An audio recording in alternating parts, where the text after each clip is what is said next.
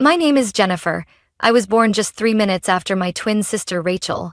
But those 3 minutes might as well have been a lifetime, given how differently our parents treated us. Our family lived in a two-story white house in the suburbs of Nashville, Tennessee. My mother, Catherine, was a well-known real estate agent, always appearing with neatly styled hair, an expensive suit, and a phone that never left her hand. My father, Marcus, ran a small accounting office, buried in ledgers all day, rarely looking up to acknowledge his younger daughter. At first glance, we seemed like a typical middle-class family, perhaps even admirable. But only those who lived in that house knew the truth. Fairness never existed there. From a very young age, I could feel that my parents' love was never equally divided. When Rachel and I were about 4, Mom used to take us shopping on weekends, but every time we left the mall, Rachel's bags were always heavier. She got the newest Converse sneakers while I had to pretend to be excited about the discounted pair from the bottom shelf. Every time Rachel pointed at something, it almost instantly ended up in the shopping cart, and when I carefully asked, "Mom, can I have?" she'd cut me off with a cold glance. Not always, Jennifer. Our earliest birthday gifts made it clear where I stood in their hearts. Though we shared the same birthday, Rachel always got the bigger slice of cake, the prettier presents, and more people wishing her well. I remember quietly counting. 11 people hugged her. 3 hugged me, and 2 of those were housekeepers. It was the same with toys. Rachel had an entire shelf of limited edition Barbies, while I played with soft plastic dolls with thinning hair, probably from the clearance bin at the local store. Even our mini strollers were different. Hers was pink and played music. Mine was dull gray with squeaky, stuck wheels. I used to convince myself I was just imagining things, that maybe I was too sensitive. But when we started preschool, the favoritism was no longer subtle. It was impossible to deny. On the first day of class, Mom dressed us in identical uniforms, red plaid skirts, white blouses, and knee-high socks. I remember feeling excited that finally we looked the same in adults' eyes. But when Mom stood on the steps holding up her phone, I heard her voice ring out clearly. "Rachel, sweetheart, lift your chin. Tilt your head just a little. Perfect." And me? I was just a blurry shadow next to her, my eyes peeking out from behind Rachel's shoulder. After that day, everything followed a set pattern. Every afternoon, Mom would park at the school gate, open the car door, and say the familiar line, "Jennifer, go home and do your homework. I'm taking Rachel to art class." Monday was art, Tuesday piano, Wednesday dance, Thursday acting, and Friday, sometimes just ice cream to relax after a long week. I'd walk into an empty house, drop my backpack on the chair, and cook instant noodles. The only sound was the ticking clock, occasionally interrupted by the washing machine spinning loudly. When I asked why I couldn't take art classes like Rachel, Mom just sighed. "Not everyone is cut out for the arts. You should focus on doing well in school. That would be better." So I did. I studied hard. But my good grades never once made my parents pause their dinner to applaud me, the way they did when Rachel drew a cat that looked like a smudged ink blot. I started to realize something. No matter how hard I tried, I only became more invisible in my own home. Rachel was always the center, and I was just the background, a forgettable detail people looked right past. When we turned 10, Mom started talking about investing in the future. I didn't fully understand what she meant, but I listened carefully. Eventually, I realized that investment only applied to Rachel. New extracurriculars every month, violin lessons downtown, Wednesday night coding classes, weekend debate clubs. And me, I once asked if I could join a creative writing group at the local library. Without even looking up from her phone, Mom replied coldly, "Not this month, money's tight." A few days later, I saw her swipe her credit card to buy Rachel a new performance dress at a boutique downtown. I said nothing. I had learned that speaking up only earned me cold stares or carefully crafted excuses. "You don't understand. Rachel has talent. You just need to focus on your studies." So I did. I buried myself in books as the only way to prove I deserved to be seen. Math quizzes? I always got perfect scores. Essays? My teacher often used mine as the class example. I was even chosen to represent our class in the district debate, even though I had never joined a club before. But that night at dinner, when I proudly told everyone I'd be representing the school, Mom barely nodded before turning to Rachel. "Sweetheart, how was art class today?" I remember going silent, my hand gripping the fork, lips pressed together so I wouldn't say something I'd regret. I started writing everything down in a journal hidden under my pillow. Every comment that hurt, every moment I was ignored, every time I wondered, if I didn't exist, would anything be different? The answer came on a cloudy night when I crept downstairs for a glass of water after studying late. The house was strangely quiet. Light spilled from the living room, and I slowed my steps. I heard my father's voice, low and tired, as if shedding a mask. "Do you think we really need to try with both girls?" he asked. Mom sighed. "Jennifer's fine. She can handle herself. See? She runs without being pushed. But Rachel's different. She needs us to push, to guide. She has potential, Marcus. She was born to shine." "What about Jennifer?" My father's voice lowered. "Have you ever thought that if we only had Rachel, life would have been less stressful?" I stood frozen in the hallway. My chest felt tight, like my heart had been squeezed. I bit my lip to stop myself from crying out loud. "She's a good kid," my mother said, her voice softer.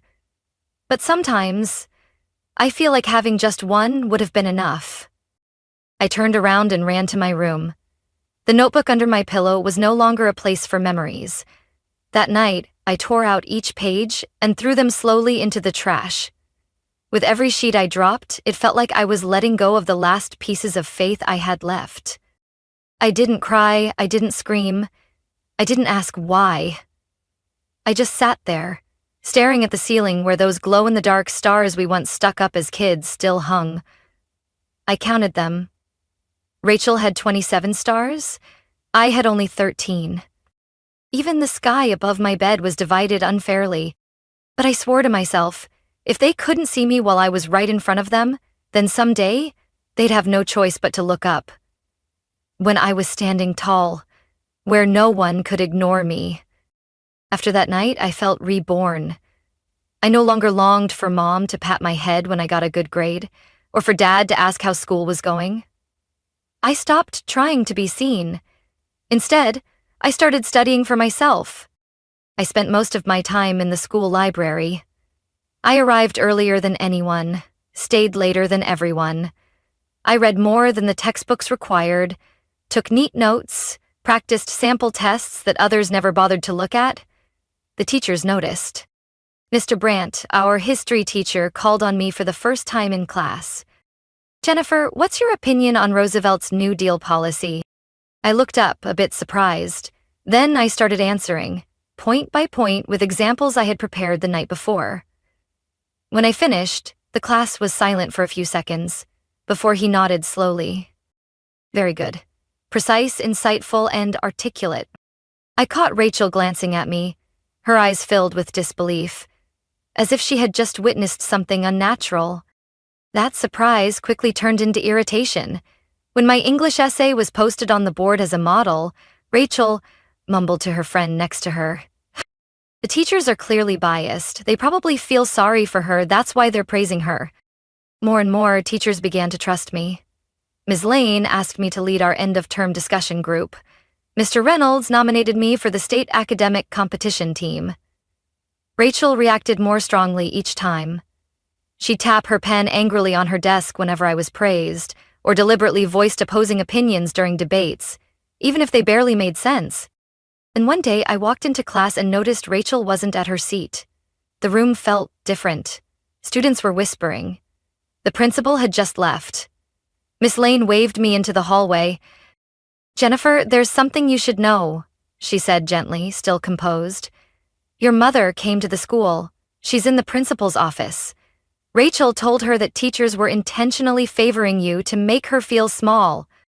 I stood still. I wasn't surprised Rachel said that, but I hadn't expected Mom to actually show up at school. I walked quietly past the office and peeked through the glass. There she was, Catherine Harper, in a plum-colored business dress, arms crossed, pointing at some documents the principal was trying to explain. Rachel is an outstanding student, but Jennifer, all she does is bury herself in books. She's not a leader. She's not creative. Pushing her like this is only hurting my daughter. The principal stayed calm. Mrs. Harper, we have clear academic records. Jennifer ranks highest in 4 core subjects. All her teachers unanimously agree. I heard my mother say, grades aren't everything. Your teachers are clearly biased. A few minutes later, she left the office. I ducked into the side hallway before she could see me, but inside, something had gone cold. That night, I heard her footsteps as she returned home. Rachel's door opened, then closed again.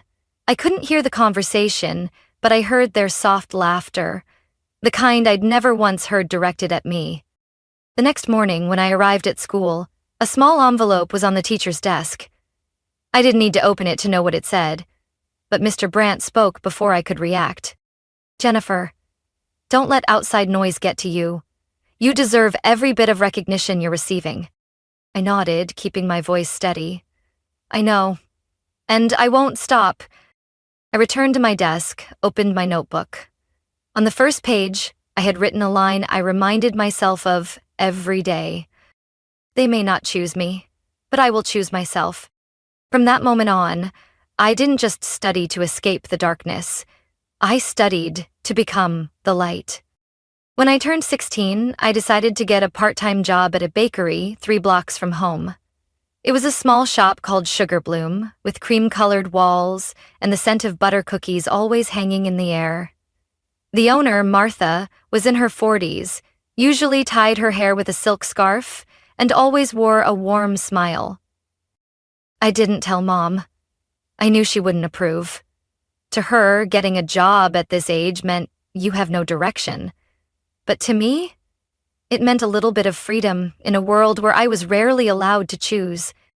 That evening, wearing my pale pink apron and hair tied up neatly, I walked out the door. Rachel glanced up from her phone and smirked. Going to be a waitress? Cool. Just try not to drop cake on someone's dress. I didn't answer, but inside I knew. I had just taken my first step out of the shadow they kept forcing me into. After a few weeks, I managed to save my first small paycheck. It wasn't much, but enough for me to buy the books I loved without second thoughts. One evening, while looking for modern social change in America in Mom's office bookshelf, I accidentally knocked over a stack of old folders. While cleaning up, I found a worn, light brown notebook. The first page had a handwritten note. Emergency contacts, do not use. I flipped through a few pages and stopped at an entry labeled Clara and Henry Whitmore, no contact, number blocked. Below it was a handwritten address in the southern part of the city. I'd never heard of before. Clara Whitmore? I whispered the name to myself all night.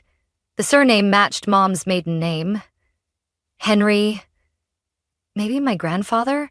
But why had I never heard of them? The next day, while Mom and Rachel were off at their weekend spa appointment, I took bus 14 to the address in the notebook. It led me to a small, sky-blue wooden house with a short white fence and a front yard full of blooming yellow daisies. The house was modest, simple, but full of life. I hesitated a few seconds before knocking. A petite woman with silver hair opened the door. She stared at me, her expression shifting from surprise to confusion. "Who are you?" she asked softly. I swallowed hard, my heart pounding. "I'm Jennifer Harper. I think you might be my grandmother?" She raised her hand to her mouth and stepped back slightly, as if she was seeing a ghost from her past. Behind her, a man with snowy white hair and thick glasses appeared, holding a cup of tea. When he saw me, he almost dropped it. "Clara, look closely. It's her. It's our granddaughter." None of us said a word for several minutes. Then Grandma Clara pulled me into the house, wrapping me in a hug so tight, it felt like she was afraid I might disappear. That little house was like a whole different world compared to the cold one I grew up in. The walls were covered with hand-drawn pictures and old photographs. The scent of apple pie lingered in the air. They invited me to sit at the dining table, poured me a cup of hot tea, and began asking me question after question. They knew who I was, but had never had the chance to meet me. After your mother got married, she said we were too old-fashioned, that we didn't fit her new lifestyle, Grandpa Henry said. And then she cut us off. We called, wrote letters, but never heard back. You're the first to come find us, Grandma Clara said, her eyes red. We used to dream of taking you to the zoo, teaching you how to bake, but then I didn't say a word. My throat was tight. I didn't have the heart to tell them that I had only learned their names less than 24 hours ago.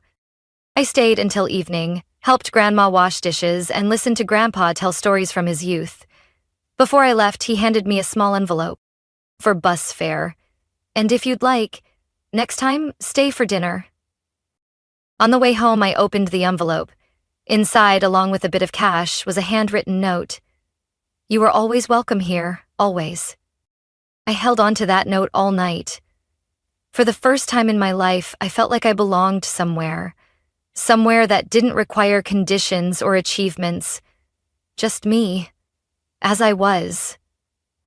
Graduation day came faster than I expected. The last months of senior year flew by in a blur of heavy schedules, final exams, and late nights studying at the library.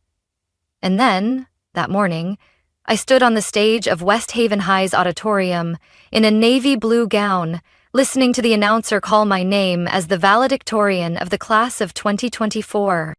Applause echoed through the room, but when I looked down at the row reserved for parents, I saw my mother looking at her phone, and my father chatting with Rachel, who sighed loudly like I had just stolen her spotlight. I walked up to the podium, accepted my diploma, and gave my short thank you speech. My voice was steady, every word clear, but inside I felt strangely hollow.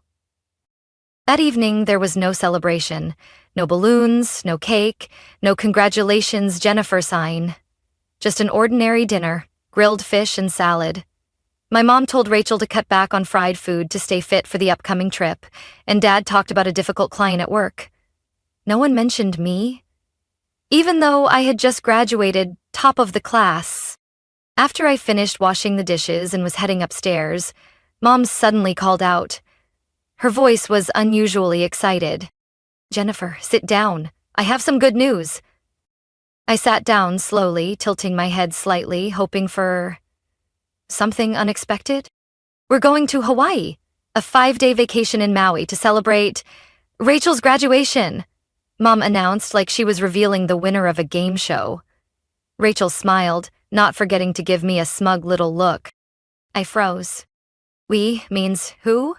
I asked slowly. Mom waved her hand like it was no big deal. Oh, your dad, me, and Rachel. I only booked 3 tickets. You know how expensive flights are this time of year. Plus, someone has to stay home and keep working at the bakery. I looked her straight in the eyes. So you mean I'm staying behind? Alone. She placed a hand on my shoulder, her expression like she was comforting a child who just dropped their ice cream. You understand. You're strong, independent. We trust you. I didn't say another word. I stood up, nodded like a machine, and quietly went upstairs. The next morning, when I heard the car door slam shut, I peeked out the window. They were loading suitcases into the trunk. Rachel wore a cream maxi dress, her hair softly curled, holding her plane ticket and favorite latte. Mom waved up at me. Rachel beamed. I'll tag you in my beach pics, okay? Don't be jealous. The car door closed, and their SUV slowly pulled out of the driveway. I turned away, picked up my phone, and for the first time in months, I called the number saved under a simple name. Grandma and Grandpa. Grandma Clara's voice answered, warm and steady as always. I couldn't hold back the tears. They left. I choked. They just left me, like I'm nothing. Oh, sweetheart, don't cry. Come over right now. We're going to throw you the graduation celebration you truly deserve. I arrived at their house by noon. That little home was decorated with white and blue ribbons, balloons hanging from the windows, the The table was covered with a white cloth, and on it sat a chocolate cake with frosting that read, "Congratulations, Jennifer, our amazing valedictorian." But that wasn't all. After a lunch filled with all my favorite dishes, crispy baked lasagna and fruit salad, Grandpa Henry placed a small black box on the table.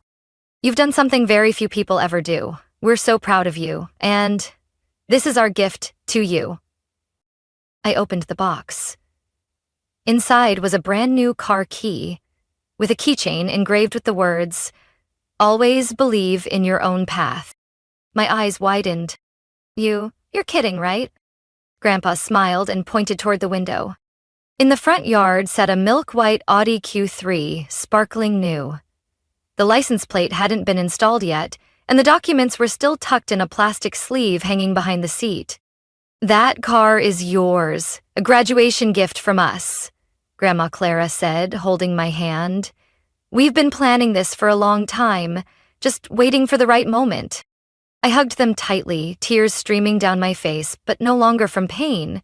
For the first time in my life, I felt like I didn't have to bleed for recognition. 2 weeks passed after their trip to Hawaii, and I lived in days more peaceful and warm than any vacation I had ever imagined. In the mornings, I drove my new Audi to Sugar Bloom Bakery, bringing butter cookies for my grandparents. In the evenings, I helped Grandma Clara prepare dinner, while Grandpa Henry read the paper and told stories from his days as an engineer. For the first time, I felt at ease, no longer straining to earn affection. The Audi parked neatly in front of our house, a quiet symbol of something my parents had never given me: recognition, trust, and unconditional love.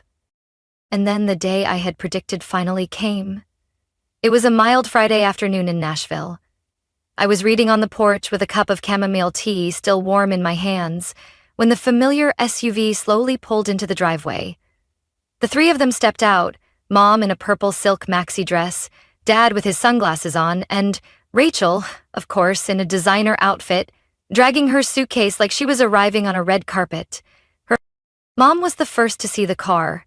She froze mid-step, lips pressed tight, her eyes moving from the Audi logo to the temporary tag, then to the chrome side mirrors.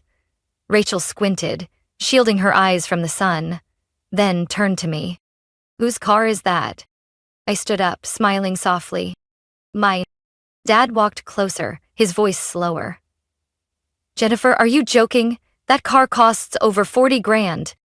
I nodded, pulled the key from my pocket and twirled it around my finger.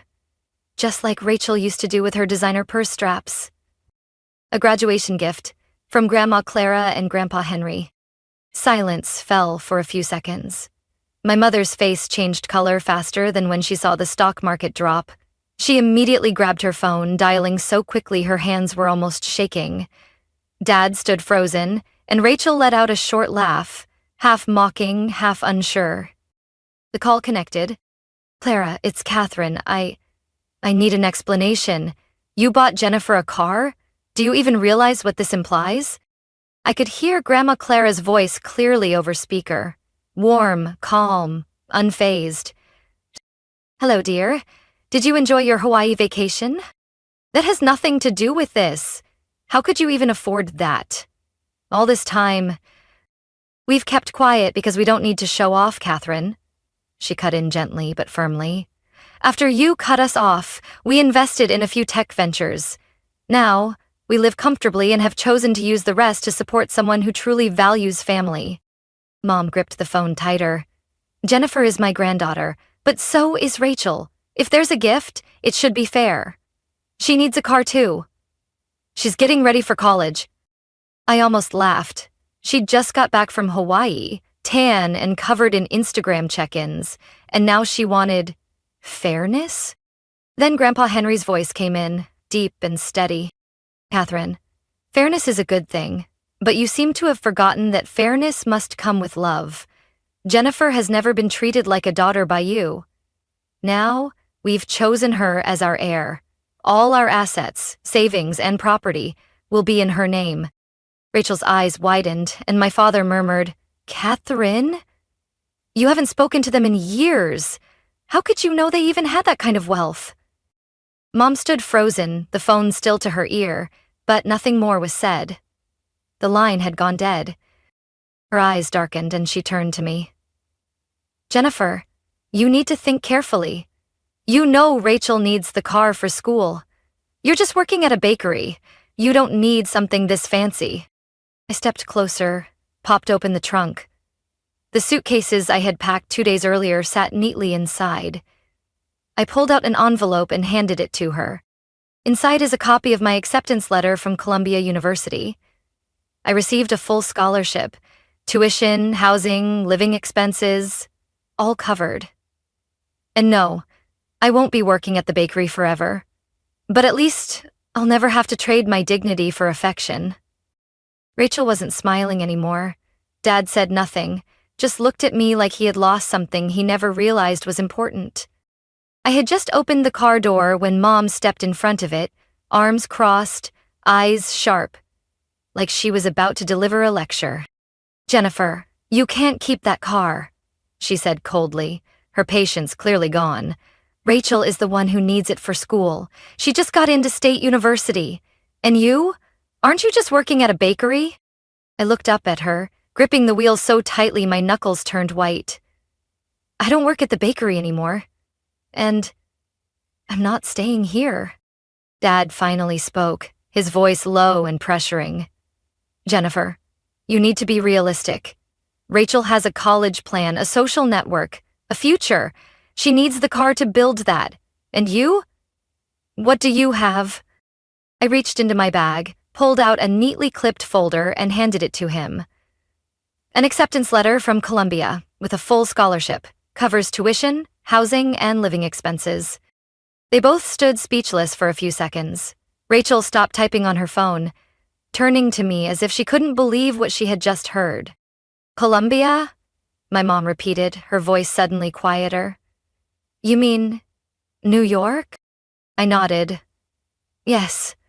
I'll be studying law and social policy. Classes start in 3 weeks. But why didn't you say anything? Dad asked. For the first time in my life, I saw genuine confusion in his eyes. I shrugged. Because I already knew what you'd say.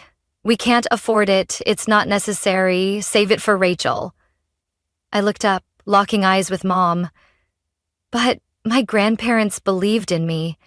They thought I was worth it. Rachel stepped forward, arms crossed, scoffing. What about the car? You're seriously taking that to New York? Where are you going to park it? Right outside your dorm? Trying to make a scene? I turned back, opened the trunk, revealing 2 large suitcases, a tote bag, and a neatly wrapped laptop. I had been ready long before they returned. Don't worry, I said, closing the trunk. You won't have to see it, because I won't be coming back.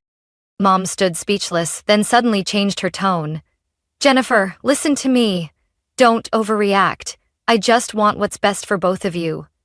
Every family plays favorites sometimes, but that doesn't mean we don't love you. I shook my head, lips pressed tightly. Love can't be one-sided. I can't keep living with that kind of a little bit anymore. My dad stepped forward, placing his hand on the car door. If you drive that car away, you'll be on your own. No one here will help you anymore. I looked at him, really looked, and for the first time I saw the conditions behind everything they'd ever called help. And I knew. I was ready to let it go. I'll take responsibility for my own life, one step at a time. I closed the door and started the engine. Rachel stood with her hands on her hips, trying to smirk, but her eyes betrayed her. My mom turned away, staring at the concrete driveway like she was searching for a comeback she couldn't find. My dad still stood there, his hand now off the car but not stepping back. Jennifer? He said. His voice, for once, without command. If you ever feel overwhelmed, you can... I'll be okay. I cut him off with a small nod. And this time, I don't need anyone to confirm that. I pressed the gas. The Audi rolled slowly away from the familiar driveway. In the rearview mirror, I saw them, those 3 figures still standing there, growing smaller in the distance. The road ahead didn't promise to be easy, but it was mine, not handed to me, not paved by anyone else. Each step forward was a step of true freedom. I left Nashville on a late summer morning, the sky unusually clear. The Audi glided along the interstate, and ahead of me opened a brand new chapter. New York City, Columbia University, youthful dreams, and a completely new life waiting to unfold. My grandparents insisted on driving behind me in Grandpa Henry's old sedan. They didn't say much, but I knew every time I looked in the mirror, they were still there. Steady, silent, and full of faith. Before we parted ways, Grandma Clara hugged me tightly outside the dorm gates. "You've gone farther than anyone ever imagined," she said, her warm eyes glowing with pride. "And you never had to do it alone." I smiled, burying my face on her shoulder.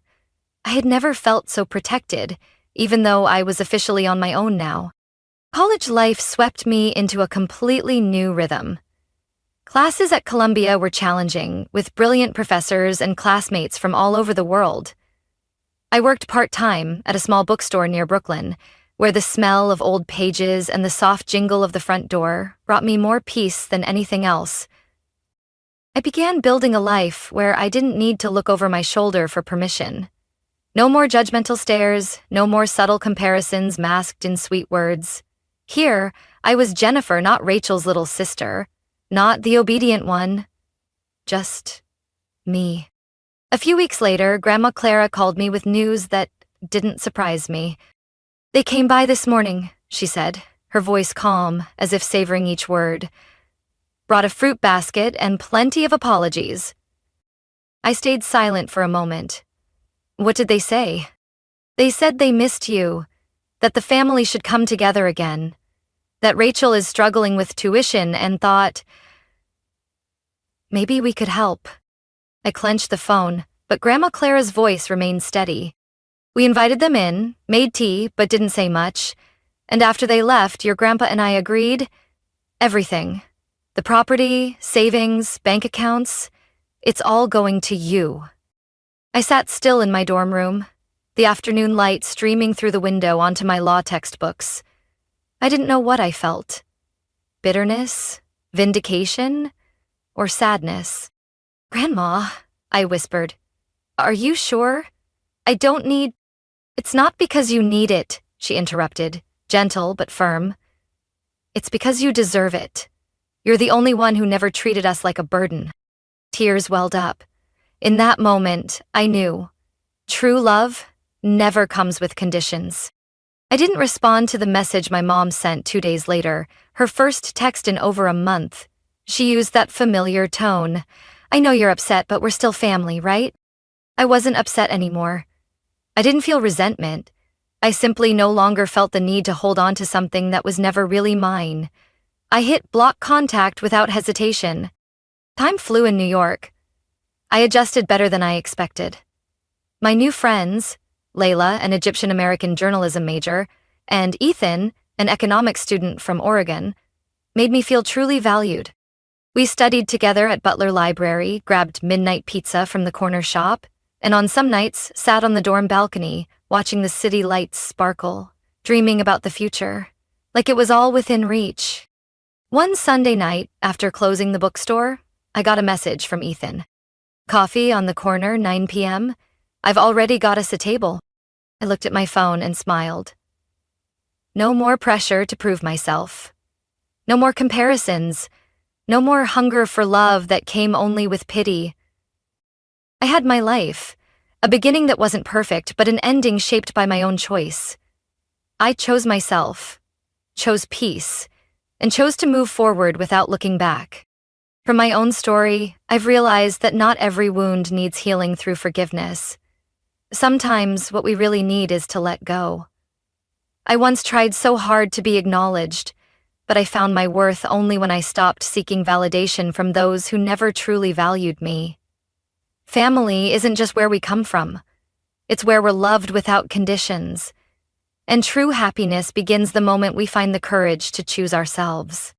What do you think of Jennifer's decision? Should she have forgiven her family? Share your thoughts in the comments, and don't forget to follow the channel for more heartfelt and meaningful family stories.